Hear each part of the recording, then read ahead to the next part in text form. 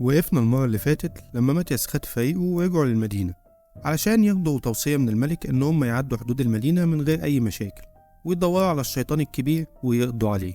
يلا بينا نشوف هيعملوا إيه النهاردة.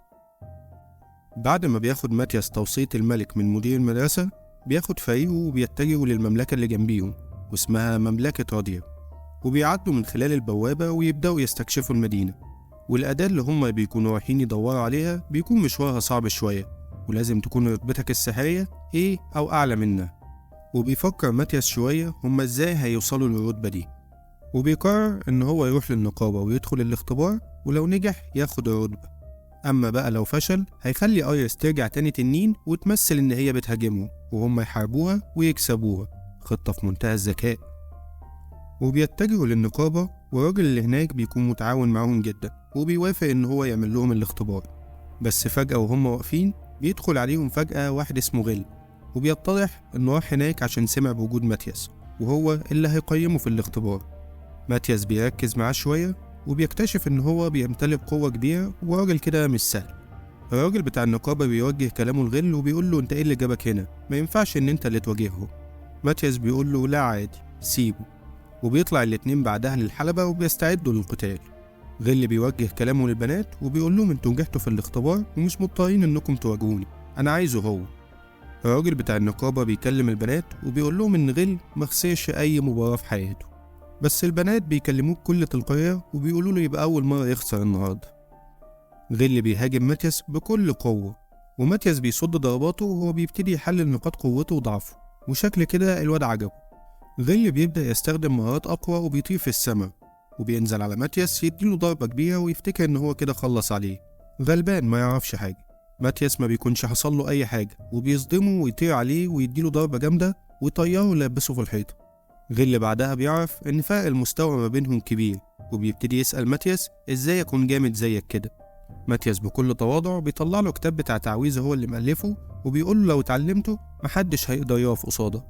غل بيفرح جدا وبيقول له خلصانة يا كبير، وبيطلعوا بعدها علشان يروحوا على المكان اللي فيه الأداة. بس غل بيبتدي يحذرهم ويقول لهم خدوا بالكم من المنطقة اللي هناك، ياما ناس هناك راحت وما رجعتش، والجو هناك لبش شوية، ولو حسيتوا بأي خطر ادوني مسد كول وفي ثانية إلا ثانية هكون عندكم. ماتياس بيقول له خلصانة يا رجولة، وبيسيبه يمشي. وبيوصلوا على مدخل المدينة والحراس اللي هناك بيوقفوهم وبيشوفوا رخصة النقابة بتاعتهم وبعد كده بيعدوهم. ماتياس بيقلق وبيشك فيهم، وفعلا شكه كان في محله. الحراس عملوا تعويذة تشفير على الرخصة بتاعتهم وكتبوا عليها رسالة إن اللي يشوفهم يقتلهم، وبيحس بعدها إن في حد بيراقبه فبيعمل خطة محكمة علشان يتخلص منه. بيدي تعويذة لألمولوري علشان ينيموه، وبيقف هو وأيريس علشان يبقوا طعم.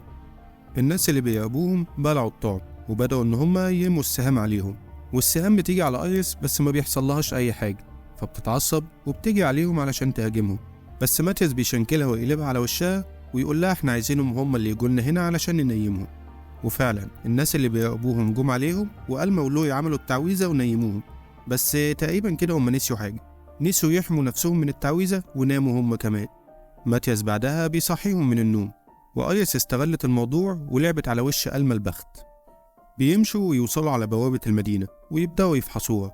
ماتياس بعدها بيكتشف اللي جوه المدينة وبيعرف إن هم في خطر، وده عشان اللي بيحكموا المدينة 30 شيطان. بس بيلاقي ممر سري وبيقرر إن هو يدخل منه، وبيتسحبوا علشان يوصلوا لمركز المدينة، بس بيلاقوا شيطان بيحرس المكان.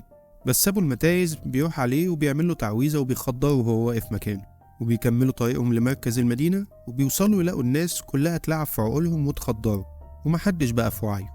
ماتياس بيوقف واحد من الناس ويكشف عليه علشان يعرف ايه اللي بيحصل بالظبط.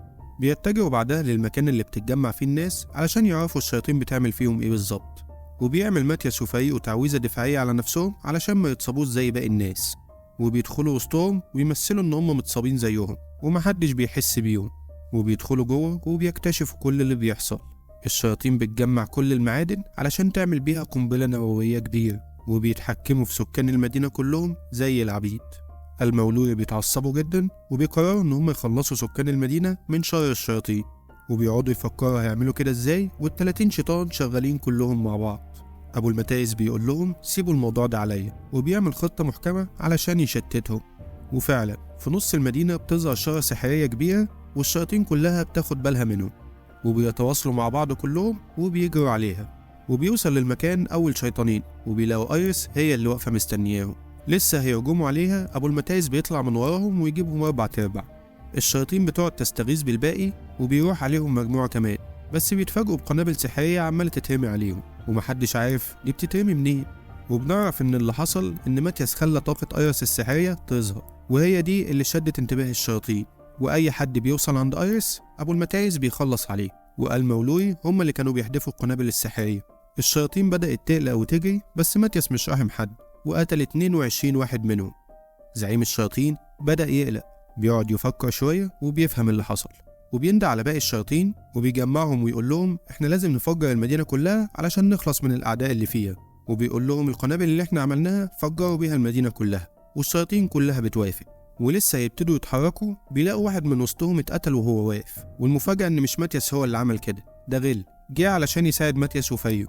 ماتياس بيشوفه وبيفرح جدا ان هو جه، وبيخلص على كل الشياطين الضعيفة اللي جنبه، وبيسيب له القائد بتاعهم.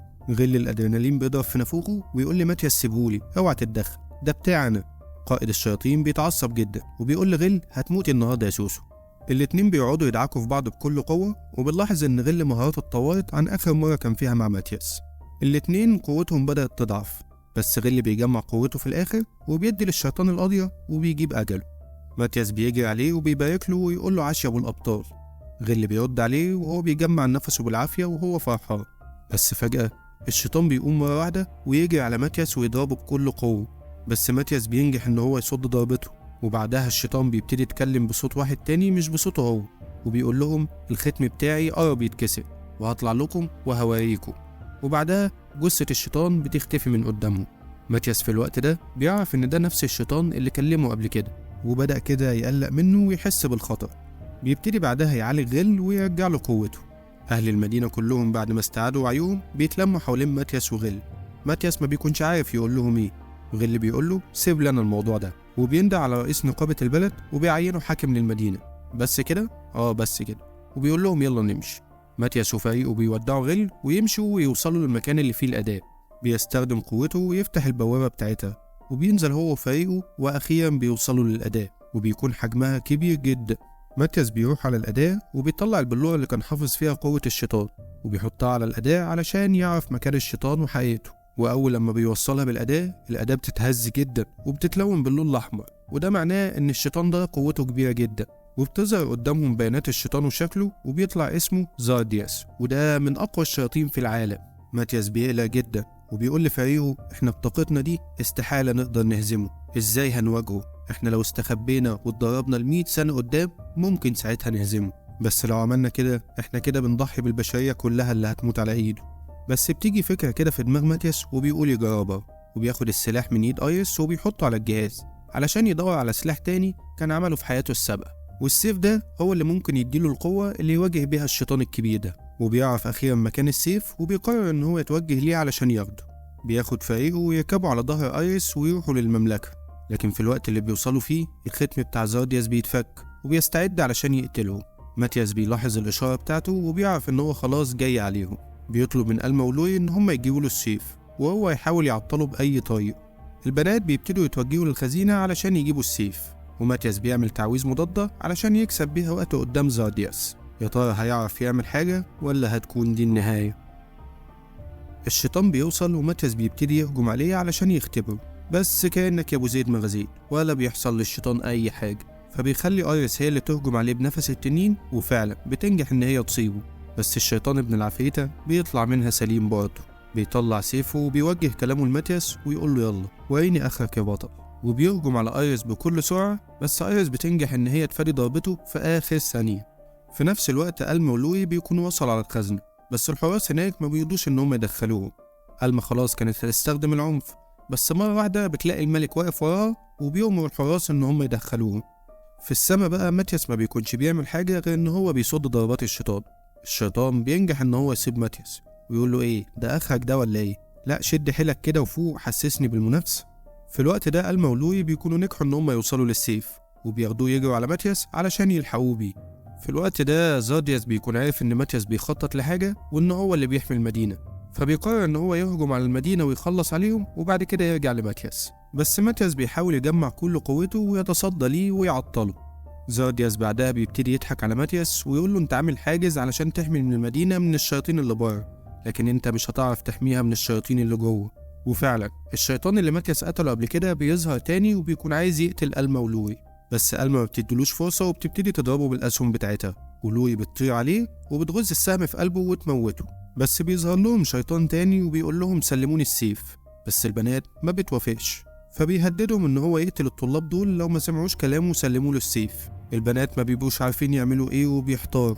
في نفس الوقت زاردياس بيكون بيشرح لماتياس اللي حصل، وان هو عمل تعويذة احياء للشيطانين اللي كانوا جوه المدينة، واللي كان ماتياس هو اللي قتلهم قبل كده، وبيهجم بعدها على المدينة. بس ماتياس بينجح ان هو يصدها، فبيلاقيه بيضرب على ايريس بس بينجح برضه ان هو يصدها. في اخر ما بيزهق بيضرب على ماتياس وبينجح ان هو يصيب. ماتياس ما بقاش عارف يعمل اي حاجة. في نفس الوقت ألما ولوي بيستسلموا للشيطان علشان خاطر يحافظوا على أرواح الطلاب. الشيطان خلاص بيتقدم علشان ياخد السيف، بس مرة واحدة مدير المدرسة بيجي وهو مع الطلاب ويبتدوا يقتلوا الشيطان، ولوي بتستغل الفرصة بسرعة وبتلغي تحكمه على الطلاب، وألما بسرعة بديهة بتغربله بالسهام. بس في نفس الوقت زاردياس بيكون بيهجم على ماتياس وماتياس مش عارف يعمل حاجة وبيجيب في آخره، والشيطان بيضرب ماتياس وآيريس بتقع جوه المدينة على الأرض.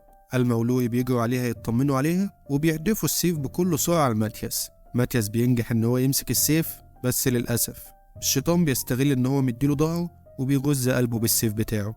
ماتياس خلاص بيقع على الأرض ميت، ولوي مش قادرة تستحمل المنظر، بتقعد تعيط وتنده عليه.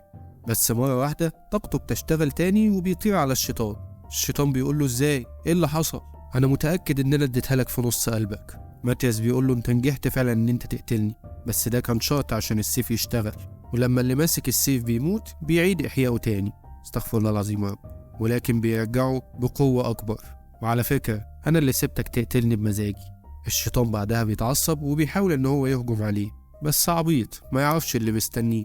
ماتياس بيفوله خلاص وبيهجم عليه بكل قوة، وبينجح ان هو يديله القضية ويموته. الشيطان بعدها بيموت ويختفي من الوجود، وماتياس أخيرا انتصر في القتال ونجح إن هو يحمي المدينة. وبينزل بعدها على الأرض، ولوي بتجري عليه وتاخده حضن مطارات توقعه على الأرض وبتقول له خوفتني عليك، الحمد لله إن أنت كويس. ماتياس بيتكسف ووشه بيحمر، والجرح اللي في جسمه بيتفتح تاني، بس جرح الأحبة ملوش أطباء. المدير بعدها بيروح عليه وبيشكره، وكله بقى تمام التمام وتحت السيطرة، وبيرجعوا على البيت علشان يرتاحوا. والملك بيبعت لهم تاني يوم علشان يكافئهم، كل شوية يكافئهم. البنات بيفرحوا جدا وبينزلوا بعدها على مكان فيه كنوز الملك يختاروا منه اللي هم عايزينه. وآيريس بتختار جوهرة كبيرة وبتاخدها، وكل واحد بياخد اللي هو عايزه ويمشي. وبالليل ماتياس بينده على لوي تحت ضوء القمر وبيقول لها غمضي عينيكي، وبيلبسها سلسلة فيها جوهرة كبيرة هي كان نفسها فيها. لوي فرحت جدا وقالت له أنا فرحانة جدا عشان أنت جبت لي حاجة. ماتياس بيقول لها ولسه اللي جاي أحلى، وبيفضلوا يسبلوا لبعض لحد ما الشمس بتطلع. وبكده يكون خلص الأنمي بتاعنا الجميل. استنونا في ملخصات تانية جاية أكتر وأكتر، وتتقلص إني أقلص، يعني إحنا كده خلصنا. الحلقة دي كتبها وسجلها ومنتجها وحط لها الحركات والتكات الألدغ اللي كان بيحكي لكم القصة. سلام.